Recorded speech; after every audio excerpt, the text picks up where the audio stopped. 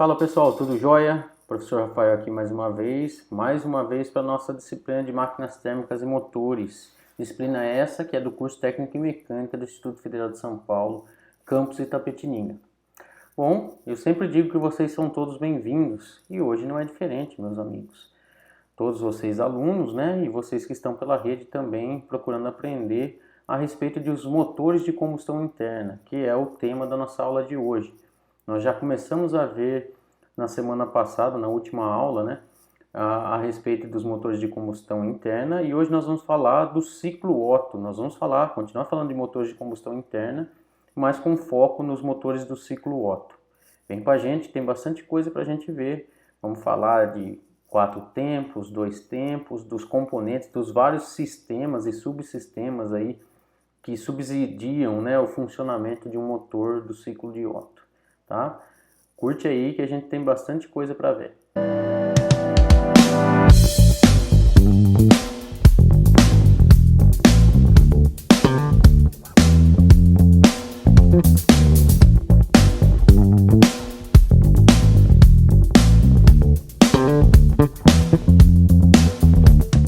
Bom, pessoal, então vamos aqui começar a nossa aula falando um pouquinho a respeito da classificação dos motores, né? A gente vai começar a falar, nós vamos falar dos motores do ciclo Otto, mas vamos classificá-los em dois, né? Em duas modalidades. Aí, os motores de 4 tempos, que são os mais famosos, mais comuns aí, que estão espalhados aí nos diversos automóveis, e os motores de 2 tempos, né? Então, para a gente começar a entender o que vem a ser o motor de 4 tempos e 2 tempos, primeiro a gente começa a relacionar, a gente vai ver aqui o que são cada um desses cursos, esses 4 cursos. Então, 4 tempos, a gente tem que o ciclo do motor ele tem 4 cursos muito bem definidos, né? Então, a gente tem a admissão, a compressão, a explosão, né, quando acontece a combustão do combustível, e a exaustão dos gases. Para realizar cada um desses tempos, né, se a gente pegasse um único pistão, um único cilindro ali, analisasse só ele, como se fosse de um motor de uma moto, por exemplo, a gente teria lá que o virabrequim ele teria que dar 2 voltas completas, né, 720 graus, para que a gente tenha esses 4 cursos acontecendo, essas 4 atividades, né? Então, a admissão da mistura ar-combustível, depois a compressão dessa mistura dentro da nossa câmara de combustão, a centelha da vela e a consequente explosão e expansão, né, desses gases empurrando o pistão, e por fim a exaustão desses gases de combustão. Isso acontece, quando isso acontece, esse ciclo todo se completa, eu dei 2 voltas no virabrequim. Já nos motores de 2 tempos, que a gente vai ver mais para a segunda parte da aula de hoje, nós temos o ciclo, né, realizado em apenas 2 cursos. Então, em cada volta que eu dou do virabrequim, já aconteceu um ciclo completo. Por quê? A gente vai ver que essas 4 coisas que acontecem bem definidas no motor de 4 tempos também ocorrem no motor de 2 tempos. Porém, o que a gente tem? A gente tem coisas acontecendo simultaneamente no motor de 2 tempos, né? Então a gente tem uma mistura de coisas acontecendo em um único momento. Por isso que a gente tem um ciclo sendo completado em apenas uma volta, né? Bom, pessoal, então, ó, como vocês podem ver, a gente pode determinar o ciclo, né, do motor. A gente pode mostrar ele através de um gráfico. Normalmente é de pressão por volume, é o mais comum da gente utilizar. Então, nesse gráfico aqui, a gente pode observar o ciclo de Otto, né, de 4 tempos da seguinte forma, né? Então, cada tempo aqui do motor ele é representado nesse diagrama através desses pontos aqui, né? Então, a gente vai ter cada processo, né, que compõe esse ciclo, cada etapa, né, sendo de A até B, de B até C, de C até D e de D até A.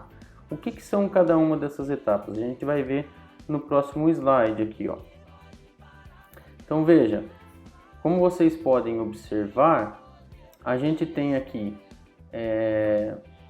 de A até B, a gente tem a mistura de ar combustível, seja ele etanol ou gasolina, ou mesmo GNV, né, gás natural veicular, ele é admitido em A, né, então, pensando graficamente, né, a admissão acontece aqui em A, e aí a gente tem uma compressão adiabática, de A até B. O que é uma compressão adiabática? Um processo adiabático é que não tem perda, não tem troca de calor. E isso é muito próximo da realidade num motor de fato. Por quê? A velocidade é tão alta, a rotação é tão alta com o que acontece que não dá tempo de ter perda de calor para o meio ambiente nesse processo, tá certo? Aí em B, né, de B até C, a gente vai ter aqui um aquecimento dessa mistura através do processo de ignição e combustão, né? A vela dá a sua centelha, a gente tem a pressão elevada substancialmente de uma hora para outra, né, num volume constante, numa pequena fração de segundo que o nosso pistão está subindo e chegou no seu ponto morto superior, né? Ele dá uma parada de uma fração de segundo ali e nesse momento a vela dá a sua centelha e promove a explosão. Então a pressão ali aumenta substancialmente naquele momento, naquele volume constante por aquela pequena fração de segundo. Depois de C até D, como consequência dessa explosão, a gente vai ter o que? Uma expansão, né, desse pistão, ele sendo empurrado para baixo aí por conta da explosão, né, da expansão desses gases resultantes dessa explosão, dessa combustão. E isso acontece de C até D. E de D até A, o que a gente vai ter novamente? A gente vai ter a descarga, né, desses gases para a atmosfera para poder recomeçar o ciclo, né? Em A, a gente ter a admissão da mistura e a gente poder de novo comprimir ela, explodir, expandir e assim ciclicamente, tá certo? Então, esses 4 tempos estão muito bem definidos, são os 4 processos que acontecem no motor. Então, quando a gente fala que o motor é do ciclo Otto de 4 tempos, ele segue exatamente isso que eu falei, independente da marca do motor, de qual fabricante, ele vai estar trabalhando desse jeitão, tendo uma admissão, uma compressão, uma explosão e consequente expansão, né? E um escape dos gases. Bom, pessoal, então, no primeiro tempo, né, o processo desse que a gente costuma falar aí de tempo, né, no caso de um motor de ciclo Otto aí de 4 tempos, é o chamado tempo de admissão. Então, veja, aqui a gente tem um esqueminha aqui que mostraria em corte como que seria, né, o bloco de um motor com cabeçote aqui em cima, né, o bloco na região central e aqui embaixo o cárter. Então, o que a gente pode ver aí, ó, como eu estou passando com o laser pointer aí, ó. A gente tem as válvulas de admissão e de escape, a vela, que é quem dá a centelha para explodir no momento certo, aqui o conjunto pistão, biela, interligado ao virabrequim, né, tá certo? E nesse primeiro tempo, o que a gente tem? Primeira coisa a ser observado. A gente vai ter o nosso conjunto móvel aqui, o nosso conjunto pistão-biela e unido ao virabrequim. O pistão vai estar descendo, como essa setinha está indicando aí para vocês, certo? Nesse momento, como é um processo de admissão, a válvula de admissão vai estar aberta. O que significa ela estar aberta? Ela está aqui, ela recebeu daqui de cima do comando de válvulas uma pressão, né? O CAM vai estar empurrando essa válvula aqui, ó, de tal forma que ela permita, vindo daqui, ó, da direita para a esquerda, a admissão de quê? Da mistura ar-combustível, que vai estar entrando nessa região aqui que a gente chama de câmara de combustão, tá certo? Então a válvula de escape vai estar fechada, por quê? Porque se ela estivesse aberta eu teria essa mistura ainda não foi queimada, né? Ainda não teve o processo de combustão e estaria sendo jogado fora, então por isso que ela tem que estar fechadinha, né? E aí a gente tem essa abertura gradual da válvula de admissão, né? E o pistão, como eu acabei de dizer no começo, vai estar deslocando do seu ponto morto superior. O que é o ponto morto superior? Se a gente observar que isso aqui vai dar 360 graus, né?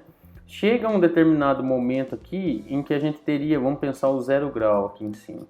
Então, em uma pequena fração de segundo, esse pistão está parado aqui no seu ponto superior máximo, né, que a gente chama de ponto morto superior, momento que ela que ele está subindo e ele vai começar a descer. Então, por uma pequena fração de segundo, ele para, literalmente para. Então, a gente chama isso de ponto morto superior. É o extremo superior que ele vai chegar. E a mesma coisa a gente tem para o chamado ponto morto inferior.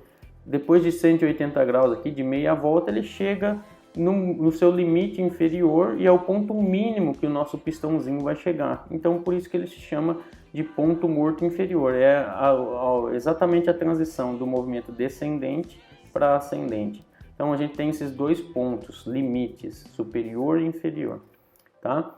Então, é nesse momento, né, no tempo de admissão, é que a gente tem o sistema aspirando essa mistura ar-combustível para dentro da câmara de combustão, ok?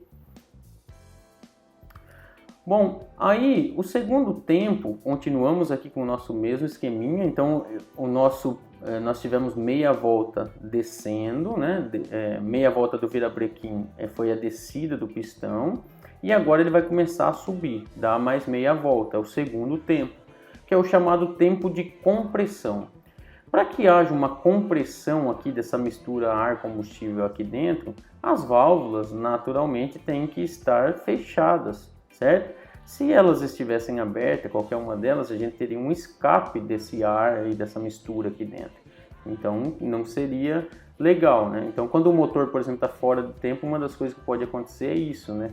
A gente está perdendo pressão na câmara de combustão. Muito bem. Então, eu tenho o meu pistão se deslocando para cima, né? E ao se deslocar para cima, está comprimindo essa mistura aqui, tá? Ele vai se deslocar até o ponto morto superior, que vai ser quando esse pistão chegar no seu limite máximo superior aqui da subida, e vai ficar sobrando um espacinho só aqui, onde vai estar toda a mistura ar-combustível comprimida aqui, né? E aí é o momento exato em que acontece a centelha, que é o próximo tempo que a gente vai falar. Então, segundo tempo, eu tenho o pistão subindo e comprimindo, né? Tem o processo de compressão da minha mistura. Aí sim, nós vamos para o terceiro tempo, chamado de tempo de expansão, ou às vezes chamado de tempo de explosão, de combustão. São três palavras comumente utilizadas para esse tempo, mas que basicamente é a mesma coisa, né? Então, naquele momento em que o nosso pistão atingiu o seu limite máximo superior, né, é o momento em que a vela dá a sua centelha e promove então a explosão dessa mistura aqui, ó, que está comprimida. Então veja, no que isso acontece, essa combustão, né, faz com que os gases gerem gases de combustão e eles tendem a querer expandir, né, naturalmente, de um processo de explosão, de combustão. Então esse ímpeto vai fazer o quê? Vai empurrar esse pistão aqui para baixo, ó, e fazer ele dar meia volta com potência, né? Então esse é o tempo do motor em que a gente tem de fato energia que estava no combustível e que vem dessa explosão gerando trabalho, movimentando, fazendo força no nosso pistão e fazendo com que ele desça aqui, tá certo? Então nesse momento as válvulas continuam fechadas, né? Por quê? Pelo mesmo motivo, se uma delas estivesse aberta, eu teria perda dessa pressão que eu gerei aí, da explosão, para esses canais aqui de admissão ou de escape. E eu não quero isso, né? Eu quero que toda a pressão gerada disso aqui empurre o meu pistão para baixo, faça força nesse pistão, né? Para eu ter toda a potência disponível empurrando a cabeça desse pistão aqui para baixo. Então, essa mistura inflamada aí, ó, que está comprimida, né? Ela é inflamada por essa centelha e então acontece, né, a ignição, né, essa centelha que vem da vela, né, e aí a gente tem a queima, a explosão e os gases se expandem realizando o trabalho. Então a gente tem novamente a movimentação do ponto morto superior até o ponto morto inferior. Esse é o nosso terceiro tempo. Muito bem, e aí a gente vai para o quarto tempo, chamado de tempo de escape. O tempo de escape, como o próprio nome sugere, é o momento em que nós fizemos uma explosão, está cheio de gases ali resultantes dessa explosão, dessa combustão. eu preciso liberar esses gases para poder admitir uma nova mistura aqui a ser queimada. Então, nesse momento, a válvula de escape precisa abrir, né? O nosso pistão vai estar subindo, né? Vai estar vindo do ponto morto inferior para o ponto morto superior, e os gases estarão escapando aqui, indo de fato para o escapamento, tá certo? Passa pelo silenciador, passa ali por um coletor, né? Coletor de escape e é tratado, né? Tem lá, todo carro vem com um mecanismo lá para tentar catalisar, né, os catalisadores, né, catalisar esses gases que são poluentes e devolvê-los para a atmosfera menos poluente possível, né? E aí ele vai para o escape. Então, nesse momento, a válvula de admissão ainda está fechada, mas a válvula de escape se abre, né? E a vela está quietinha ali. A vela só tem que centelhar no momento exato, no terceiro tempo, né? O momento de explosão ali. Tudo bem? Tranquilo até aqui, pessoal? Muito bem. Então, veja, um ciclo Otto 4 tempos, né? Quando a gente vê aqui o motor em corte, lateralmente olhando, a gente tem, então, normalmente, né? Hoje a tendência é que a gente tenha mais motores com 3 pistões, né? É a tendência nacional. Mas o mais comum ainda nos carros são os motores de 4 cilindros em linha, como é o caso desse daqui. Então, o que a gente tem? A gente tem em cada um dos quatro cilindros aqui, acontecendo um tempo para cada um deles. Então a gente tem um deles está admitindo, o outro está comprimindo, o outro está, no caso aqui, exaurindo, né, fazendo o escape, e o outro está explodindo. Tudo isso aqui tem que ser coordenado, de tal forma que a gente tenha cada um explodindo no momento certo para contribuir, né, no mesmo sentido aqui do virabrequim e promover esse giro, tá certo? Ah, professor, mas e se tivesse 6 cilindros ou se tivesse 3 cilindros, como é que seria? Isso aqui a gente chama de defasagem, né? Então, por exemplo, no caso desses motores aqui, a gente tem uma defasagem entre eles, né, quando tem 4 cilindros, determinada para que cada um contribua com um quarto de volta, ou com meia volta, né, mas para formar as 2 voltas que completam o ciclo. Cada um dos nossos cilindros aqui contribuem com meia volta, ou seja, com 180 graus, né, e eles são defasados de tal forma que aconteça, né, ordenadamente. Quando a gente tem 3 cilindros, em vez de ter espaçado de 180 graus, eu vou ter uma diferenciação aí. Em vez de cada um contribuir com meia volta, cada um vai contribuir com um pouco mais do que isso, né? Na verdade, o momento em que ocorre, né, é diferente, e é claro que o posicionamento do virabrequim aqui também é diferente, tá certo? Isso vai depender, a gente vai ter motores aí de 6 cilindros, de 8 cilindros, até mais do que isso. Não é muito comum, né? São os carros mais potentes, mas existem. Tá? Então, essa defasagem aí vai depender do número de cilindros que a gente tem.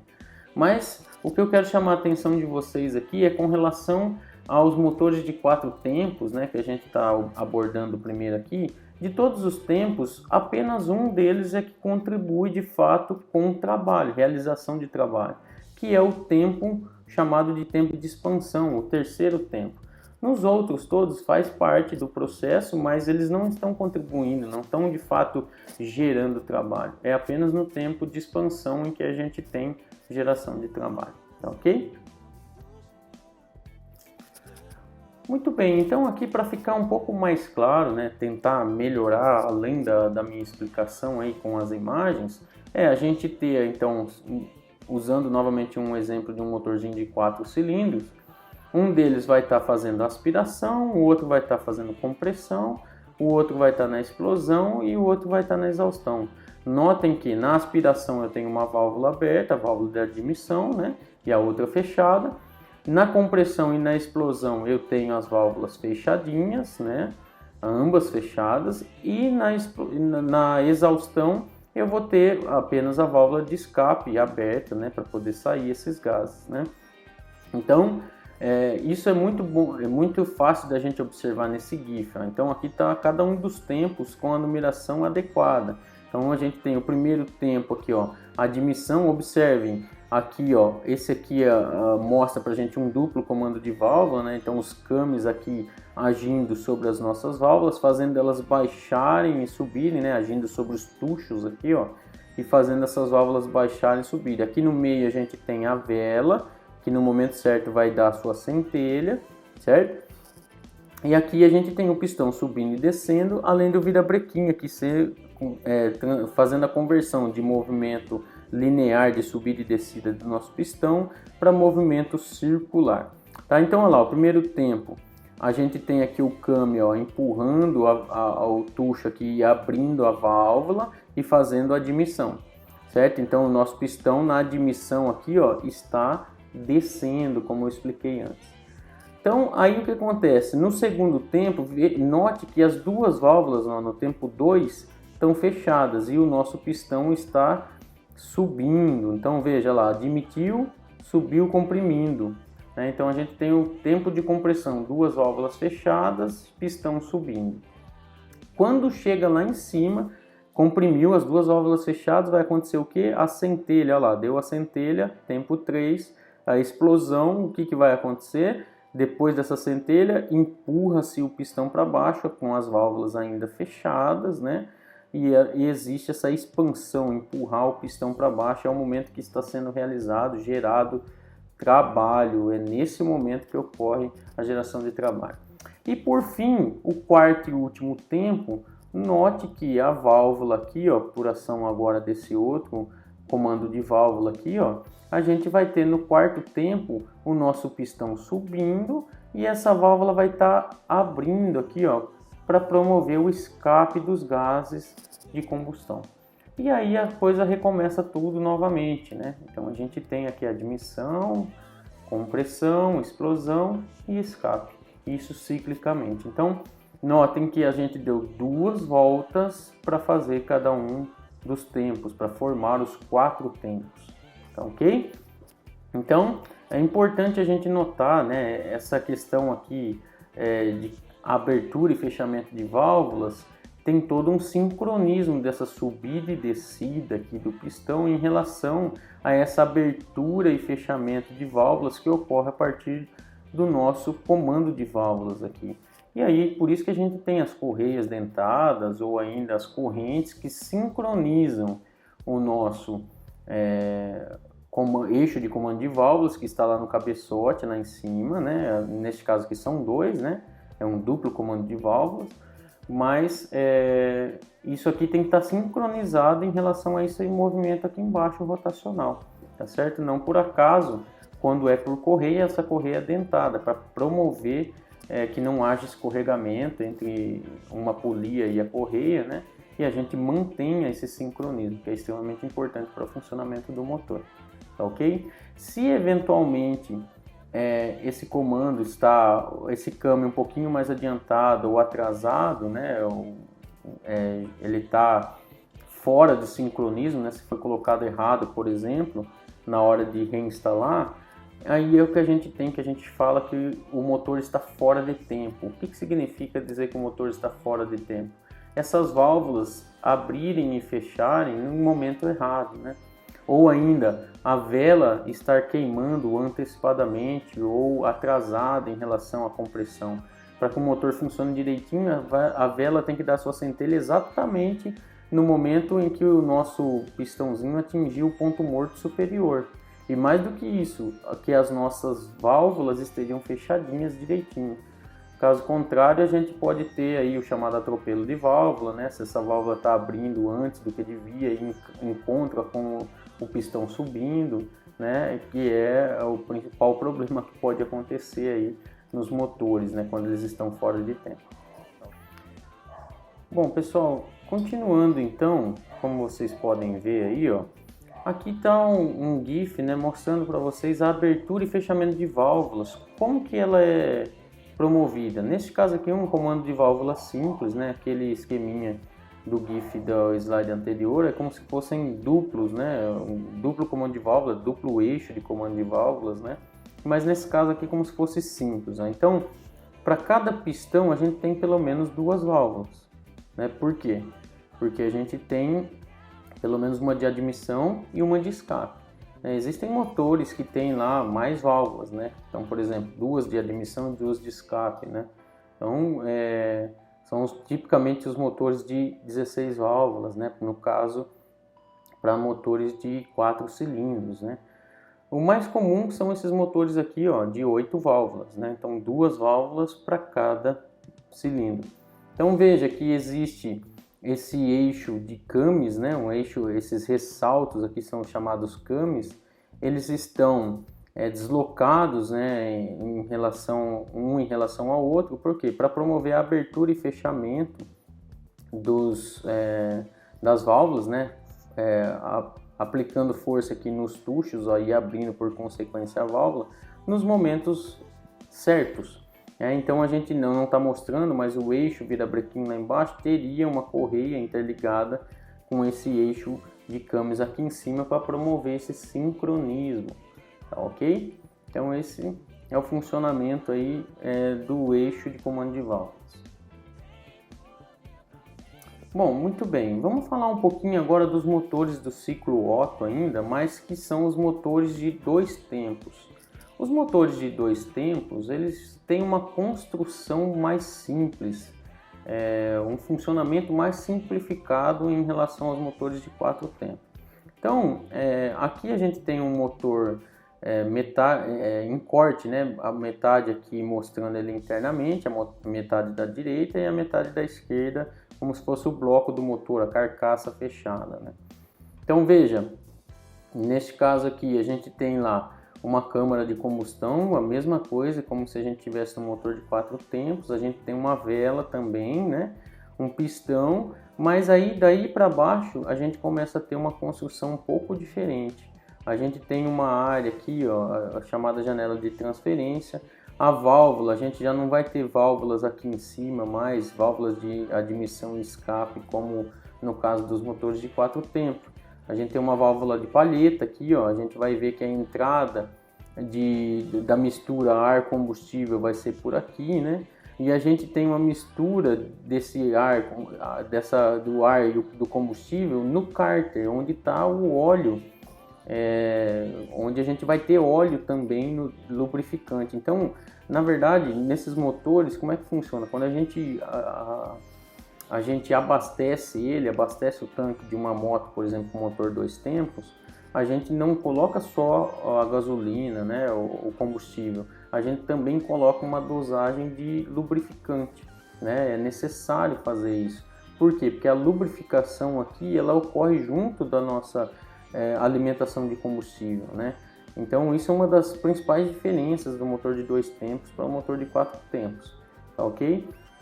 Bom, a gente vai ter um escape aqui também, vai ver como é que isso funciona, né? Nos GIFs que a gente vai ter mais para frente vai ficar um pouco mais claro isso.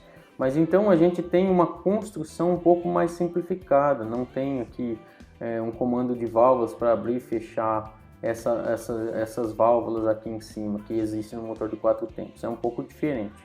Vamos ver quais que são esses tempos. Lá no 4 tempos a gente viu bem definidamente cada um dos 4, o que ocorria em cada um deles, né? Quais eram esses tempos, esses processos. E agora no 2 tempos a gente vai ver que existem coisas ocorrendo simultaneamente.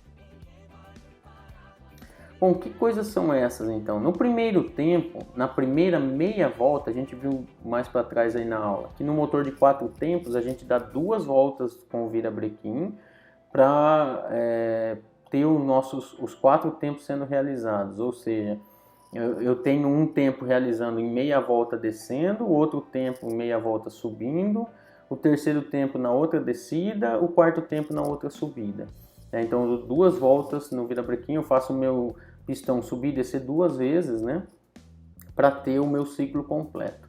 Agora, no 2 tempos, enquanto eu estou descendo, fazendo a primeira parte aí do nosso, quando eu estou subindo, melhor dizendo, fazendo o primeiro tempo do motor de 2 tempos, a gente tem uma compressão e uma admissão ao mesmo tempo. Então, veja, eu tenho compressão aqui em cima, né, no que seria a nossa câmara de combustão, tá? Eu estou comprimindo uma mistura já, mas ao mesmo tempo eu estou tendo uma admissão aqui, ó, no cárter. Uma admissão do quê? Da mistura ar combustível e óleo lubrificante. Então eu tenho um deslocamento nesse primeiro tempo do motor de 2 tempos, do ponto morto inferior para o ponto morto superior. Já o segundo tempo dos motores 2 tempos, né, ocorre de que forma? A gente tem agora a descida, né? Então, do ponto morto superior para o ponto morto inferior, e a gente vai ter uma expansão que é decorrente da explosão, né? Da queima da vela. Eu tenho uma admissão no cilindro, que já vai ser a admissão da próxima mistura, ar, combustível, óleo lubrificante, que vai ser queimado no próximo tempo, né? Que vai ser comprimida no próximo tempo para depois ser queimado. Né? Então já acontece ao mesmo tempo a expansão dessa queima e ao mesmo tempo já está admitindo aqui na câmara, nesse cilindro aqui, ó, a admissão dessa mistura. E vai estar ocorrendo ao mesmo tempo uma descarga para o escape aqui, para a atmosfera. Né? Então veja que eu tenho coisas acontecendo ao mesmo tempo. Quem me garante, né, e a gente vai fazer uma análise de qualitativa aí, de comparação entre motores 4 tempos e 2 tempos, né? Quem me garante que ao realizar essa admissão de combustível ainda não queimado aqui para a próxima compressão, que ele não vai ser carreado junto aqui com esses gases da combustão anterior, né? Que acabou de acontecer. Então esse é uma das coisas, né, dos percalços desse motor. Uma delas, a gente vai discutir um pouquinho mais para frente. Veja, então aqui a gente pode observar, né, o funcionamento básico dos motores de 2 tempos. Então no primeiro tempo a gente tem a compressão aqui, ó, veja, na subida, compressão no cilindro e admissão no cárter. Então veja, enquanto está subindo, essa válvula verdinha aqui, ó, ela abre porque enquanto está subindo e comprimindo lá, ela está permitindo a entrada aqui de combustível, da mistura ar combustível com óleo na minha parte de baixo do motor. Já o segundo tempo, a gente tem o que? Veja as setinhas aqui, ó, a admissão dessa mistura para o cilindro lá em cima, né? E ao mesmo tempo, o que vai estar na parte final já desse tempo, né, do segundo tempo, é que vai ter a admissão aqui no cilindro. Mas acontece primeiro, né, seguindo a ordem, a expansão decorrente dessa explosão. No que ele está descendo, expandindo, já está ocorrendo aqui descarga de gases, né, de queima, e ao mesmo tempo subindo aqui, ó, combustível para entrar para a próxima compressão. Então, inevitavelmente, parte desse combustível que está sendo succionado aqui, ó, acaba indo embora sem ser queimado, o que provoca, por exemplo, uma perda de eficiência desses motores, né? Mas veja que é uma construção mais simplificada de um motor, o que também confere benefícios para esse motor aqui. Nem tudo é ruim, tá ok? Aqui embaixo, basicamente, é o mesmo motor, né, mostrando como que seria a admissão e compressão, né, no cárter, a admissão no cárter de compressão, né, e depois a expansão, a admissão no cilindro e descarga, tá? Mas aqui fica mais fácil da gente visualizar, né? Bom, então, pessoal, para a gente conseguir analisar um pouquinho o desempenho, né, dos motores de 4 tempos em relação aos motores de 2 tempos, a gente faz uma comparação aqui, ó, de motores de mesmo porte. O que eu quero dizer com motores de mesmo porte? Quando eu falo mesmo porte, eu estou dizendo que os motores têm a mesma capacidade volumétrica, o mesmo tamanho, né? E a rotação dos mesmos está na mesma velocidade, ou seja, mesma quantidade de rotações por minuto, né? Então, se eu pegasse 2 motores similares, tanto em tamanho quanto em rotação, eu teria a seguinte avaliação, né, para verificar o desempenho de um e de outro, ok? O que a gente vê? Que os motores de 2 tempos, em relação aos de 4, eles têm maior potência. Da onde que vem essa conclusão? Primeiro, enquanto nos motores de 4 tempos eu preciso dar 2 voltas para poder fazer um ciclo, e a gente lembra que apenas um dos tempos lá colabora com realização de trabalho, lembra que é o terceiro tempo, o tempo de expansão, né, depois da explosão. Então veja, eu tenho o dobro de expansões acontecendo no motor de 2 tempos em relação a um de 4 tempos. Então, em teoria, o motor de 2 tempos, de mesmo tamanho e mesma rotação, tem o dobro da potência sendo gerada em relação ao de 4 tempos. Na prática não é assim, né? Mas, e eu já vou explicar daqui a pouco o porquê. Mas veja lá, enquanto eu faço uma explosão, uma expansão a cada volta no motor de 2 tempos, no motor de 4 tempos eu preciso dar 2 voltas para que isso ocorra. Então, eu tenho uma maior densidade de potência, ocorre maior geração de potência por rotação, né?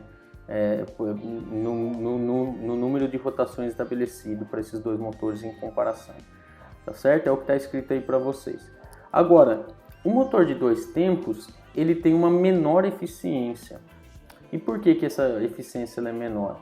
Decorrência basicamente da baixa qualidade de queima, né? Então, como a gente viu aí no slide anterior, ao mesmo tempo que está acontecendo uma compressão, que acontece uma explosão e uma queima, né?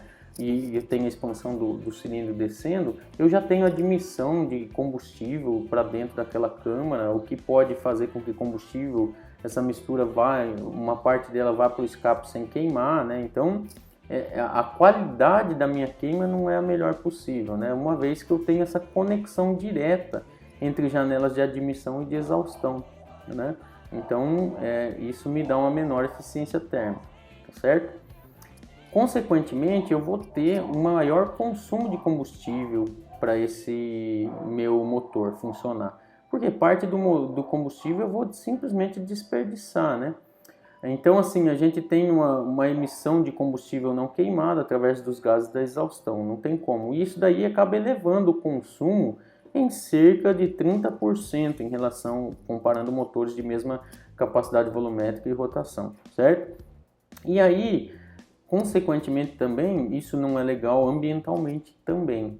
E o pior problema, né, que faz com que haja uma limitação do uso desses motores é o quê? É que a gente tem a lubrificação ocorrendo nesses motores juntamente com a alimentação de combustível. Então, quando eu queimo esse combustível, eu não estou queimando só combustível, eu queimo também óleo, né, o que dá uma fumaça com um cheiro característico dos motores 2 tempos, né? Se a gente pensar nas mobiletes antigas lá, ou mesmo numa motosserra, a RD, né, que é uma moto da Yamaha que também foi bastante famosa, produziu bastante, vendeu bastante, elas têm um cheiro característico do seu escape, né? Inclusive impregna aquilo na roupa da gente, né? Então, assim, aquilo ali é poluente, é óleo sendo queimado, o óleo 2 tempos sendo queimado, né? E ambientalmente não é interessante, tá ok? Bom, trouxe aqui alguns exemplos de aplicação dos motores 2 tempos, né? Eles ainda existem, ainda são utilizados, mesmo com alguns percalços aí. Então, se a gente for pensar lá na qualificação que eu trouxe antes, a gente tem vantagens para o motor de 2 tempos, mas também tem desvantagens. Por que então eles são menos utilizados do que os de 4 tempos? Eles acabam sendo destinados para aplicações, né, onde essa concepção mais simples, né, torna útil. Então, por exemplo, quando a gente quer uma máquina leve, né, por exemplo, uma motosserra, o cara vai trabalhar no campo, carregar o dia inteiro cortando árvore e tal, ele não pode estar com um equipamento extremamente pesado, né, porque isso provavelmente reduziria a sua produtividade, né? Então, eu tenho que ter um equipamento ali que seja leve, versátil, mas que seja potente. Então, eu recorro a um motor de 2 tempos que funciona muito bem, como a gente pode ver, né? As motosserras praticamente todas 2 tempos. Mesma coisa, um soprador de folhas, né? Que é utilizado na jardinagem, um motorzinho 2 tempos também. Agora, recentemente, tem se tornado uma moda aí também bicicletas, né? Com motores 2 tempos, né? São pequenos motores aí, às vezes o pessoal vendendo esses kits para serem instalados em bicicletas, né? Continuando então um pouquinho a nossa aula, agora a gente vai falar dos sistemas dos motores, tá? A gente vai estar falando aqui com foco principalmente nos motores de 4 tempos, né? Os sistemas que compõem os motores de 4 tempos. Afinal de contas, são os mais utilizados nos automóveis, que é o foco aqui da nossa aula, tá certo? Bom, então os principais sistemas que compõem os motores são os sistemas de distribuição, conjunto móvel, lubrificação, arrefecimento, alimentação e ignição. Nós vamos ver cada um deles aqui com um pouco mais de detalhes, tá certo? Muito bem, então veja, sistema de distribuição, então basicamente é composto pelo cabeçote, comando de válvulas, as válvulas em si, né, o comando de válvulas, o eixo de comando de válvulas, né, as válvulas de admissão e de escape e os tuchos, né. Então o cabeçote, hoje em dia, é muito fabricado em liga de alumínio, né, é o mais comum hoje em dia, né, e é instalado aí junto ao motor, né, formando a câmara de combustão, né, junto ao bloco do motor. Então ele que é a parte superior do nosso motor e que aqui a gente pode ver, né, as válvulas, ó, aqui a foto de um cabeçote já com as válvulas, aqui um desenho, né, mostrando pra gente aqui, por exemplo, o corpo do cabeçote, que normalmente é numa liga de alumínio, dá até para observar isso pela coloração, né, do material ali. Aí a gente tem as sedes das válvulas, que é a parte de baixo dela, na verdade é onde elas vão encaixar no cabeçote, né, as chamadas sedes, onde as válvulas se movimentam e elas têm que ter um fechamento perfeito ali, né, para que não haja perda de potência quando dá combustão, tá certo? Aí a gente pode ver aqui os dutos para óleo lubrificante, né, que existem aqui tanto no cabeçote quanto no bloco do motor, tá certo? Aqui é a chamada face de assentamento, né, então isso aqui tem que ser completamente plano, né? Então, quando algum motor, por exemplo, superaquece, né, que às vezes acontece no sistema de arrefecimento falhar ou mesmo no sistema de lubrificação, é comum às vezes empenar um pouco esse cabeçote. Então, ele tem que ir para uma retífica, né, para ficar bem planinho para poder ser remontado e em perfeita condição com o bloco, né? Então a gente também tem os dutos aí para os líquidos de arrefecimento, né? Normalmente água adicionada, refrigerantes, né? Que são líquidos basicamente para baixar o ponto de ebulição dessa água aí, né? De vaporização dela, tá ok? Então é bastante comum essa configuração nos cabeçotes de um modo geral, tá? Ainda no sistema de distribuição, né, embora eu não falei com ênfase como sendo uma parte, a gente vai ter, obviamente, aqui a junta de cabeçote, que todo mundo já deve ter ouvido falar, né, que queimou a junta do cabeçote, coisa bem clássica, né? A junta de cabeçote é uma união que serve para vedar entre o bloco do motor e o cabeçote. Interessante, aqui tem uma foto de uma junta, né? E seus pequenos aparatos aí, né? Muitas vezes a junta ela pode ser assim inteiriça, mas às vezes ela vem como se fosse uma borracha mesmo, né? Com as suas ilhas internas assim para serem montadas no motor. Tudo depende do modelo do motor, mas o importante é que vocês observem que a junta ela vem toda furadinha, igualzinho é o cabeçote. Para o quê? Para não atrapalhar tanto os dutos de arrefecimento quanto de lubrificação, né? Então cada motor tem a sua junta adequada, né, para encaixar certinho, tá certo? Muito bem. Então basicamente a junta ela é quem permite uma vedação, né, hermética, ou seja, o que é algo que é fechado hermeticamente? Que nada que está dentro sai, nada que está fora entra, né? Então há fechamento perfeito, né, uma vedação perfeita para a câmara de combustão, né, e para os dutos de arrefecimento de óleo lubrificante. Por quê? Que não pode haver comunicação entre essas coisas, né? Os dutos, tanto de arrefecimento quanto de óleo, e assim como a câmara de combustão, elas têm que estar fechadinhas, elas não se conversam, vamos assim dizer. Tudo bem? Muito bem. Ainda lá no sistema de distribuição, a gente tem as válvulas. O que são válvulas, né? A gente falou bastante já delas, mas basicamente são hastes, né? Onde uma das extremidades é achatada, como vocês podem ver no desenho e na foto aqui do lado, né? E esse achatamento em forma de disco aí é que forma, né, essa base da nossa válvula, que depois vai chegar no assentamento dela, né? no assento das válvulas, e vai fazer um fechamento perfeito, né, nas sedes ali que estão lá no cabeçote, tá? Elas são instaladas no cabeçote, né, no interior das câmaras de combustão, normalmente sendo fabricadas em um aço especial para suportar bastante temperatura elevada, e também a explosão acontece bem de cara para elas ali, né? Então elas têm que ser tratadas, tem um aço todo especial, com tratamentos especiais para elas suportarem elevadas temperaturas, suportarem corrosão e o próprio desgaste mecânico de ficar subindo e descendo ali, abrindo e fechando. No sistema de distribuição lá, então as válvulas, veja, eu coloquei um desenho esquemático mostrando para vocês aqui como que vem a ser a sede da válvula. Aqui está o cabeçote em corte, né? Então aqui pode ser um duto de admissão ou mesmo de escape, ó, e a válvula está fechadinha perfeitamente. Então, como vocês podem ver na foto aqui do lado do motor em corte, a gente tem a válvula aqui, ó, cortada. Em um determinado momento, quando esse câmbio aqui girar, vai empurrar o tucho, que empurra por sua vez aqui a válvula, né, para baixo, proporcionando a abertura, por exemplo, para uma admissão ou mesmo para um escape, né? Então, é normal, por exemplo, essas válvulas, como vocês puderam ver no slide anterior, elas terem diâmetro diferente. Normalmente, né, a válvula de admissão tem um diâmetro maior, né, facilitar a admissão da mistura ar-combustível, enquanto que as de escape normalmente são menores, né? Existem carros em que elas são de mesmo diâmetro, mas é comum ser maior a de admissão do que a de escape, tá certo? Muito bem. Aí a gente tem as guias das hastes, né, que são esses locais por onde corre a haste da válvula aqui, ó.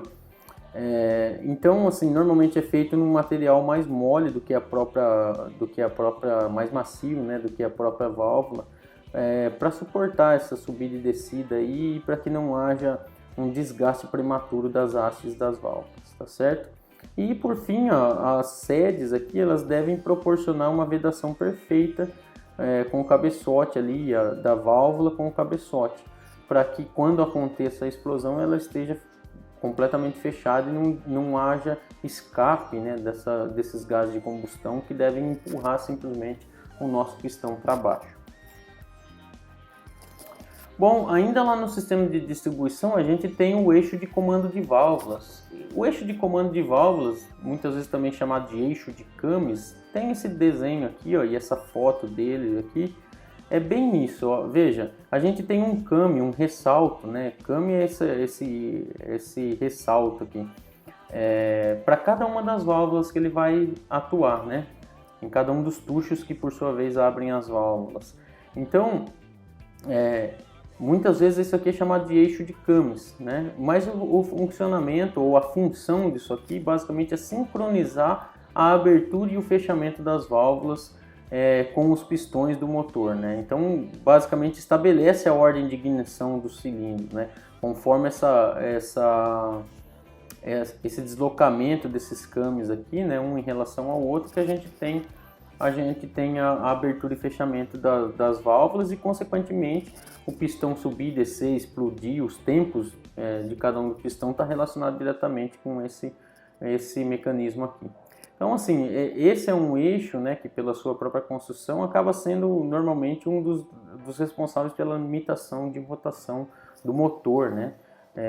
A gente não consegue muitas vezes rotações muito elevadas porque poderia causar algum dano a esse equipamento aqui.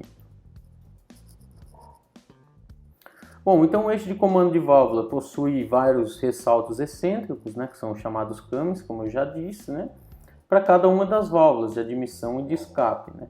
Em alguns casos, a gente tem também que é nesse eixo que também são acionadas as bombas de combustível e de óleo lubrificante. Claro que isso vai variar de fabricante para fabricante, vai da construção de cada um, tá? O extremamente importante é o sincronismo entre o eixo de comando de válvulas e o eixo árbitro, também mais conhecido como eixo virabrequim, né? Então, quando a gente não tem esse sincronismo perfeito, é que a gente tem o chamado motor fora de ponto, né? Então, como já expliquei um pouquinho para trás, aí, a abertura ou fechamento de válvulas antes do momento ideal, né, ou mesmo a vela queimando, dando a sua centelha fora do tempo, justifica o que a gente chama de motor fora de tempo, né? A principal consequência que se vê, né, na prática é que o motor perde potência. Você vai tentar andar com o carro e você vê que ele não tem potência para andar quando está fora do tempo. Bom, falando ainda do sistema de distribuição, pessoal, a gente tem os chamados tuchos. Então, os tuchos são elementos que transmitem os movimentos de câmbios, né, dos câmbios do eixo de comando de válvula, para as hastes do comando ou para as hastes de comando de balancins ou diretamente para as hastes das válvulas. Então, assim, são dois sistemas básicos, né? Aqui, como a gente pode ver nessa imagem, a gente tem o câmbio atuando diretamente sobre o tucho, né, que empurra diretamente aqui, ó, a válvula, né? E a gente tem essa mola aqui que faz com que volte para cima, né? Depois que a ação do câmbio aqui foi liberada, né? Já girou, as molas mantêm isso aqui para cima porque é ela que segura a válvula fechada aqui, né? Quando o câmbio empurra, a válvula abre. Então, os tuchos eles podem ser mecânicos e podem ser hidráulicos. Existem pontos positivos e negativos para um e para outro, mas o mais comum de se ver é que os tuchos hidráulicos eles têm a capacidade, né, de compensar alguma folga de válvula e alguma coisinha assim. É o principal motivo da utilização deles, tá ok? Então, como vocês podem ver, eu trouxe aqui, ó, vários GIFs para que vocês entendam o que vem a ser um comando com acionamento direto, né, sobre o tucho. Então, o câmbio acionando o tucho diretamente, o câmbio acionando o balancim, né, e o tucho faz parte desse esquema todo aqui, ou ainda o câmbio que aciona o balancim, mas ele é chamado roletado, né? Então, que é só uma evolução disso aqui, né, que é para proporcionar uma durabilidade maior. Mas basicamente, pessoal, nesses GIFs a gente pode ver aqui, ó, aqui é um comando de válvula variável, né, não é o que eu quero chamar a atenção aqui, né. Existe também, né, de acordo com a rotação do motor, você abrir e proporcionar uma abertura maior ou menor das válvulas, mas não é isso que eu quero chamar a atenção no momento. É basicamente mostrar aqui, ó, o acionamento, né, do comando de válvula, desse eixo excêntrico, num balancinho roletado, né? Então a gente pode ver aqui, ó, a atuação. A mesma coisa aqui, ó, quando a gente tem as válvulas sendo abertas aqui em cima, ó, através a gente tem uma haste aqui, ó, conectada a um balancinho, e o tucho é quem está em contato diretamente aqui, ó, com o eixo de comando de válvula e os seus câmbios. Como vocês podem ver que eu estou direcionando aqui com o laser. E aí, ó, eu tenho um terceiro GIF aqui que eu queria chamar a atenção apenas para mostrar o que é o abrir da válvula, ó, quando o câmbio aciona, né? Faz com que a válvula desça. Esse é o abrir de válvula. E quando ela sobe, ela tem que fechar perfeitamente na sua sede, como a gente pode ver aqui, né? Claro que está em corte, né, transparente, o que seria o cabeçote aqui. Tá certo? Mas então a gente pode ver aqui sistemas quando a gente tem balancinho em haste, né, e o tucho aqui embaixo, ou quando é direto também, como vocês podem ver aqui nesse outro esqueminha, tá ok? Bom, continuando, agora vamos falar de um outro sistema, o chamado sistema conjunto móvel, tá certo?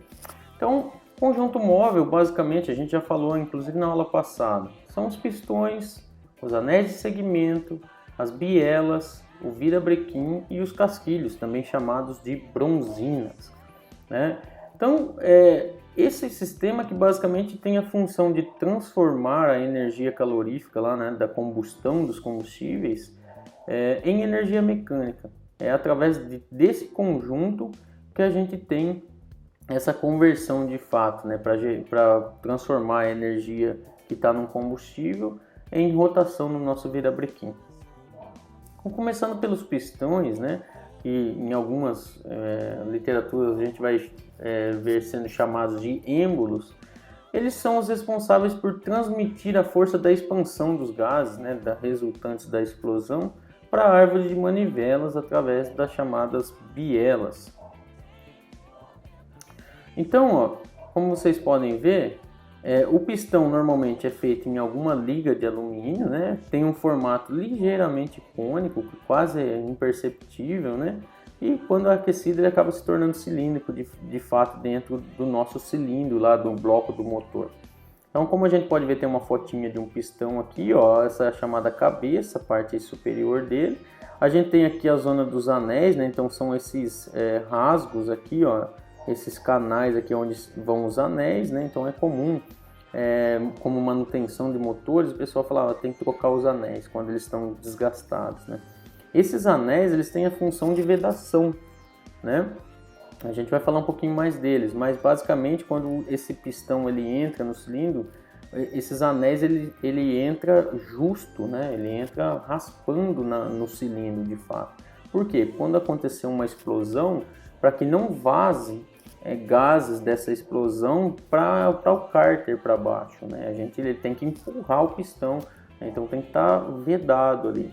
Tá certo? Então veja, o nosso pistão ele tem esse jeitão aqui. Eu coloquei uma foto, ó, mostrando vários ângulos. Por baixo ele é vazado, tem ali um pino onde vai ser interligado a biela, né?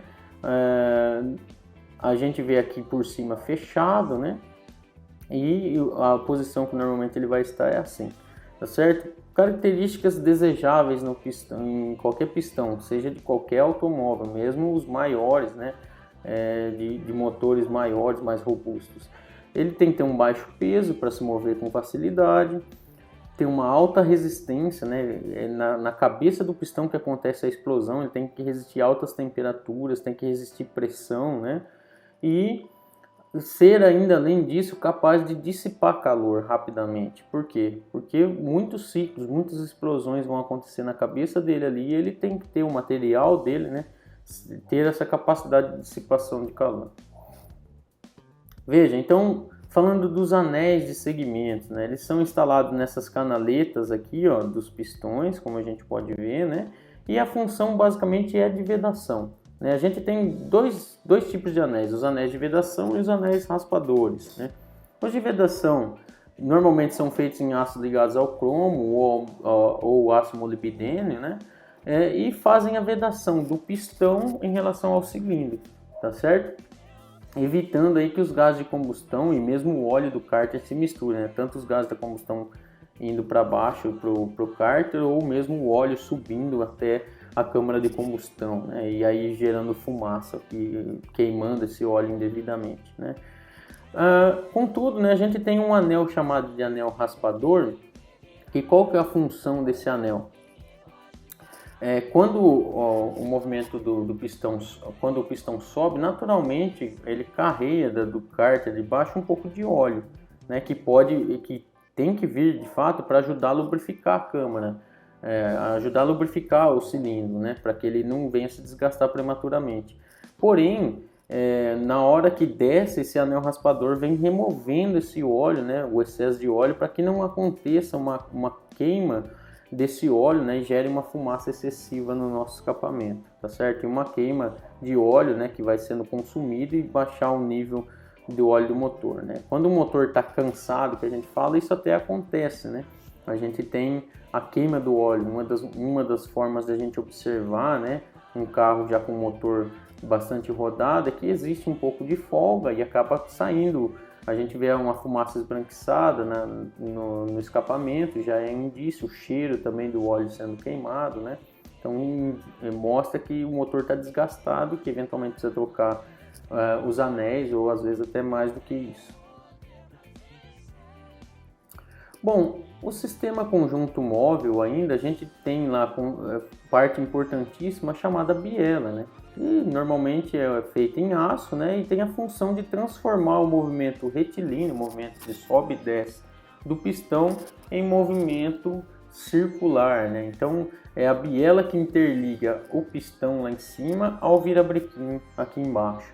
Então normalmente são revestidas, né? A biela aqui, ó, ela é revestida normalmente com as bronzinas ou casquilhos, né? São dois termos para falar do mesmo componente, né? Que basicamente é uma bucha, tá? Tem a função de bucha. Eu costumo falar que é um elemento fusível, né?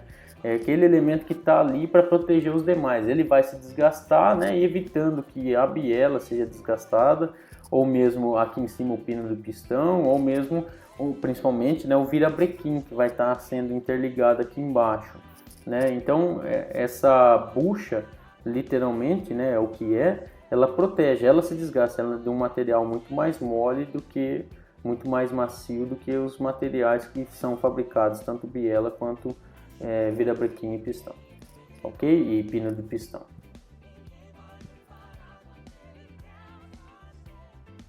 Bom, então aqui, ó, estou mostrando para vocês em tamanho maior aqui o pistão montado com a biela, né?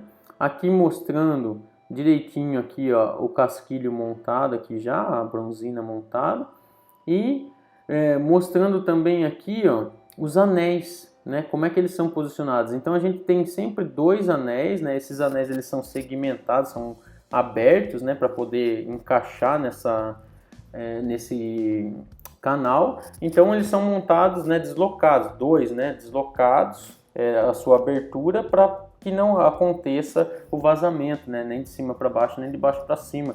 Essa comunicação entre câmara de combustão e cárter, tá certo? E aí o anel raspador que fica embaixo, né? Como vocês podem ver aqui, ele vai raspando, removendo o excesso de óleo, tá ok? Então assim, ó, em um automóvel de dimensões médias, como está escrito aí para vocês, o motor trabalhando a velocidade máxima, vai ter aí pistão subindo na casa de 100 cursos por segundo. Então é uma velocidade muito alta, né? Uma condição muito alta. Então esses materiais têm que ser produzidos, né? Esses elementos têm que ser muito bem produzidos, né? Tá certo? Bom, falando ainda do sistema conjunto móvel, a gente vai ter lá o eixo de manivelas, ou o famoso virabrequim, é o termo mais comum aí, né? Então, permite fazer rotação, né, a rotação do eixo do motor através do efeito de alavanca promovido pelas bielas. Então, a gente tem aqui, ó, como vocês podem ver, esses segmentos de eixo aqui, ó, que são excêntricos em relação ao eixo aqui, ó, central, né? Então, literalmente as bielas fazem um efeito de alavanca, de empurrar, né? Então a gente vai ter os vários pistões, cada um com a sua biela, fazendo um pouco de força cada vez nesse nosso virabrequim, promovendo rotação. Uma coisa importante da gente observar é o que? É que esse cara aqui, ele tem canais internos aqui, ó, como vocês podem ver nessa imagem mais à esquerda em azul. Esses canais internos, né, eles vão conter óleo pressurizado por uma bomba aqui que servem para quê? Para fazer a lubrificação. Vocês podem ver aqui no desenho que tem alguns furinhos, né, em cada um desses mancais de biela. Por quê? Isso aí vai girar muitas rotações por minuto, vai ter contato, né, do conjunto biela aqui nesse mancal e vai estar o casquilho ali, né, a bronzina no meio. Mas ainda assim, eu tenho que ter um local de atrito constante, eu tenho que ter uma lubrificação, porque senão acumula energia ali, começa a elevar a temperatura e é uma das coisas que é comum de acontecer em carros, né? Se faltar lubrificação aqui, acaba fundindo o casquilho, a biela, a esse virabrequim, a esse mancal de biela do virabrequim. E aí muitas vezes acaba até perdendo o virabrequim, né? Quando forçado exageradamente, né? E aí é uma peça cara para se trocar, né? Tudo bem? Bom, o sistema aí conjunto móvel também tem como parte dele o volante do motor, né? Que basicamente é esse carinha que a gente tem aqui, ó. Ele é conectado ao virabrequim, né? No flange traseiro do virabrequim, né? E basicamente é uma roda com uma cremalheira, como vocês podem observar aqui. E através dessa cremalheira, essa engrenagem de aço aqui, ó, é que a gente vai ter, né, o engrenamento, por exemplo, do pinhão impulsor, né, do motor de partida. É por onde a gente inicia o movimento de rotação do nosso motor, né? Então aqui as funções do volante do motor é acoplar a embreagem, né, para depois poder transmitir o movimento rotacional, né, para o conjunto de marchas, né, dar impulso através do motor de partida, né, então o motor de partida dá um impulso nessa cremalheira para começar o movimento, né, e compensar tempos improdutivos do motor. Bom, falando agora do sistema de lubrificação. O sistema de lubrificação nada mais é do que uma galeria, né, do conjunto de uma bomba com o óleo que está no reservatório, que é o cárter lá embaixo, e de uma galeria de dutos, né, por onde esse óleo precisa passar para que promova lubrificação, tá certo? Então assim, ó, a função é manter o óleo sob circulação forçada por todos os componentes que produzem movimento, né? E se tem movimento, produzem atrito e consequentemente calor. Então tem a função, né, de lubrificar, mas o processo de lubrificação em si já auxilia também no arrefecimento do motor, já que essa lubrificação acaba ocorrendo uma troca de fluidos e consequentemente também uma troca de calor, não tem como, é inevitável, isso é natural. Então os componentes que fazem parte do sistema de lubrificação, o cárter, que é o reservatório de óleo, né, a bomba de óleo, o filtro de óleo, a galeria em si, como um todo, né? O interruptor de óleo, que pode ser um componente existente aí a mais, além do óleo em si, né? Então, que faz com que a gente tenha, então, todo esse sistema que mantém as partes móveis funcionando sem que elas fundam, né? Por superaquecimento, ok? Aí a gente tem, além do sistema de lubrificação, o sistema de arrefecimento, que basicamente tem a função de manter o nosso motor trabalhando numa temperatura ideal, né? Dentro das condições cada motor é fabricado com um determinado material ou com determinados materiais. E por isso tem a sua temperatura ótima de funcionamento, vamos assim dizer. Então o sistema de arrefecimento é que mantém todo o funcionamento dentro dessa temperatura limite, mínima e máxima, né? Então, principalmente pensando nas máximas, né, a atuação do sistema de arrefecimento é extremamente importante. Esse sistema de arrefecimento pode ser a ar, né, casos típicos aí das maioria das motos, das populares principalmente, do Fusca da vida, né, dos golzinhos a ar lá atrás, então onde a gente tem o ar sendo ventilado forçadamente, né, por aletas, né? Então a gente tem que o cilindro tem o bloco e mesmo o cabeçote, né, vai ter essas aletas, né, e para aumentar a superfície de contato aqui, o ar poder roubar mais calor, vamos assim dizer, fazer uma troca térmica mais efetiva. Ou ainda um sistema com fluido, né, a água, né, refrigerada água, onde a gente tem todo um esquema lá de um radiador, né, com fluido que circula pelas regiões onde a gente quer roubar calor, né, e tem todo um sistema trabalhando nesse sentido aí de fazer essa promoção de troca térmica, onde basicamente a água, né, o fluido vai trocar calor com o motor e esse radiador, né, ele vai estar de frente não por acaso, o radiador sempre está na frente do motor ali, né, onde tem entradas de ar dos nossos carros, não importa qual o modelo, para que ele receba o vento, né, e faça uma troca de calor aqui do ar, né, do vento, com o fluido que está correndo aqui dentro desse radiador, que depois de resfriado pelo ar vai lá para o sistema interno circular e roubar calor em diversas regiões do nosso motor, ok? Muito bem. Bom, vamos lá, mais um sistema. Estamos caminhando para o final da nossa aula já. O sistema de ignição. Então, o sistema de ignição é o responsável pelo quê? Pela produção e distribuição da alta tensão, né? Que deve ser recebida no momento certo em cada uma das velas, né? Então, ele vai saltar da vela, né?